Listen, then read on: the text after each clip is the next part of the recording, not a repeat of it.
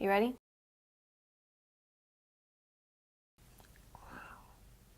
Yes. We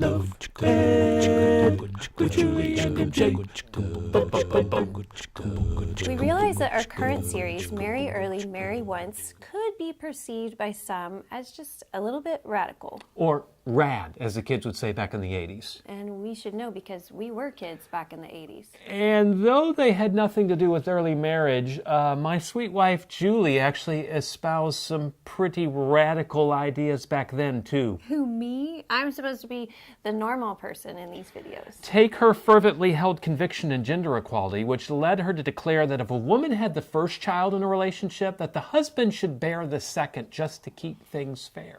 That's true. I did used to say that. Welcome to True Confessions today on Love Ed with Julie and MJ.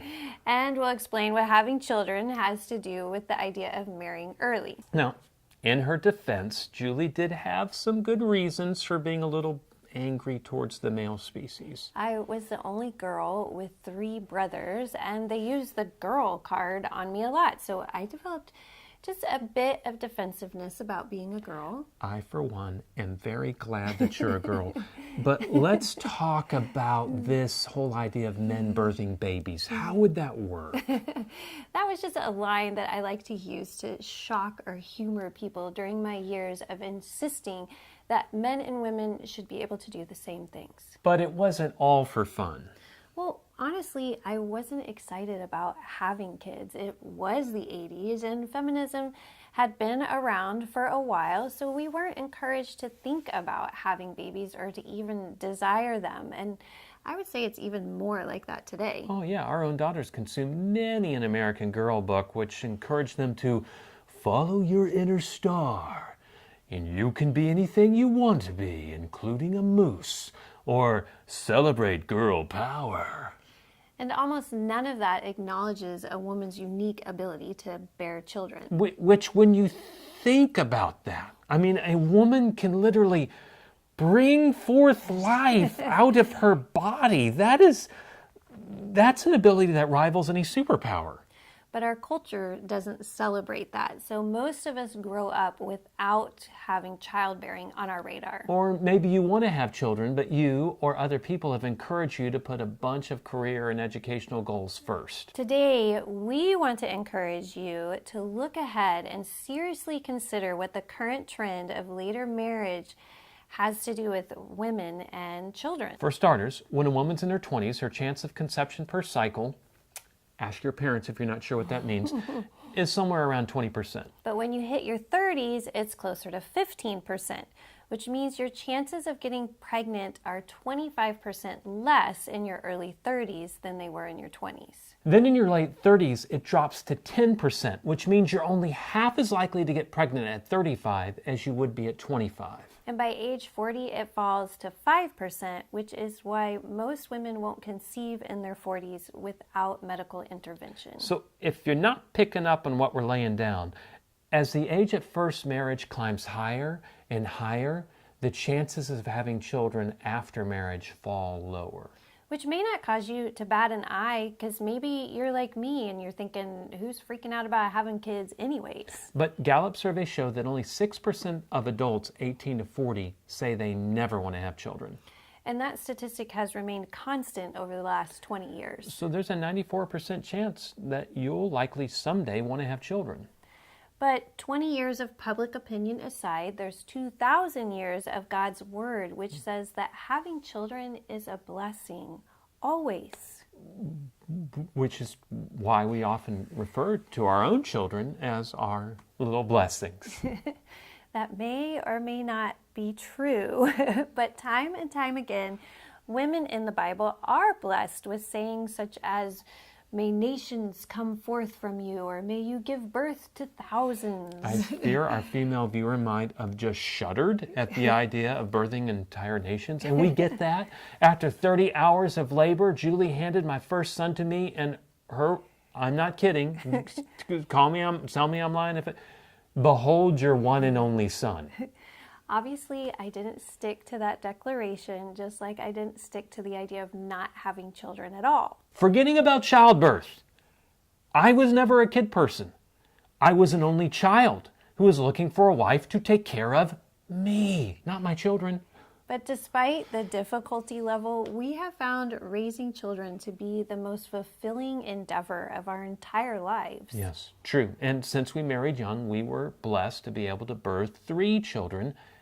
And yes, when I say we, it's Julie actually had all 3.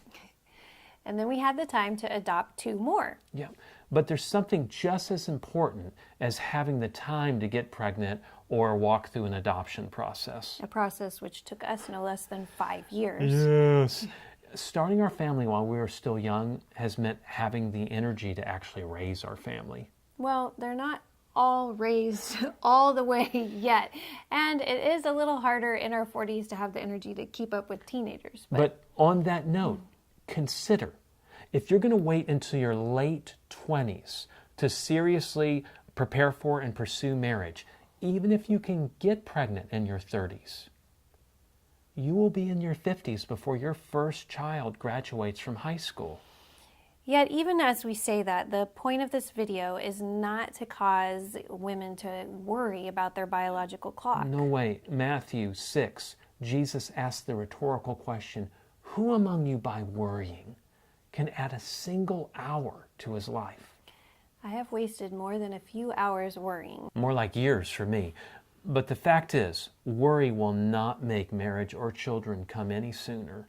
And worse, it could tempt you to settle for a mate that you would never want to be the father of your children. However, on the flip side, we don't want you to fall for the lies of the world about what's important in life. Don't waste your life prioritizing things that can never compare to the legacy of raising your own family. And this is as true for the men as it is the ladies. Think about it this way. When you were your most vulnerable, you were dependent on healthy, nurturing caregivers to raise you and call you up into maturity. And now you either live in the wholeness of what you received in your childhood, or you're dealing with what you didn't get. Can you see how that makes raising children so meaningful, purposeful, and significant? And we hope this has been a meaningful discussion of early marriage. We'd love to have you contribute to the discussion in the comment section below. Then we'd love for you to join us next week as we start our brand new series. Join us then for more Love Ed with Julie and MJ. Love Ed with Julie and MJ.